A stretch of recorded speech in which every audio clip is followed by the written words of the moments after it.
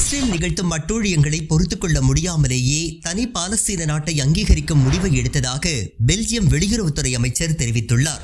பாலஸ்தீனத்தை தனி நாடாக அங்கீகரிக்கும் முடிவு குறித்து பெல்ஜியம் வெளியுறவுத்துறை அமைச்சர் மேக்சிம் பிரிவோட் பேசுகையில், இஸ்ரேலின் நடத்தைகள் முற்றிலும் ஏற்றுக்கொள்ள முடியாதவை.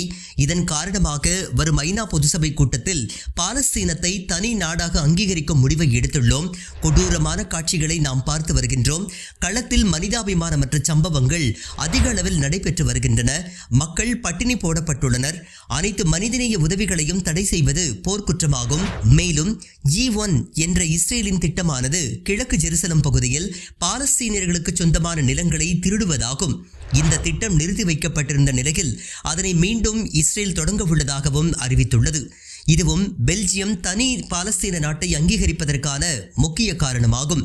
எனவே 2 நாட்கள் கொள்கை நிறைவேறுவதற்கு இதுவே சரியான தருணம் என்றும் அவர் கூறியுள்ளார். மேலும் இஸ்ரேல் மீது 12 பொருளாதார தடைகள் விதிக்கப்படும் என்றும் அவர் தெரிவித்துள்ளார்.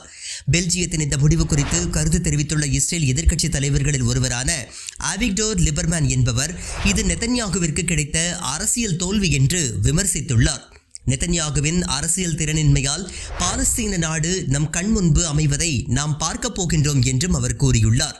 செப்டம்பர் 22ஆம் தேதி பிரான்ஸ் மற்றும் சவுதி அரேபியா தலைமையில் நடைபெறும் ஐநா பொதுச்சபை கூட்டத்தில் பாலஸ்தீனத்தை தனி நாடாக அங்கீகரிக்க உள்ளதாக கனடா, ஆஸ்திரேலியா மற்றும் பிரிட்டன் ஆகிய நாடுகள் அறிவித்துள்ளன. ஏற்கனவே பிரான்ஸ் உள்ளிட்ட 15க்கும் மேற்பட்ட நாடுகள் இந்த அறிவிப்பை வெளியிட்டுள்ளன. மேலும் 194 உலக நாடுகளில் தற்போது சுமார் 160க்கும் மேற்பட்ட நாடுகள் பாலஸ்தீனத்தை தனி நாடாக ஏற்றுக்கொண்டுள்ளன.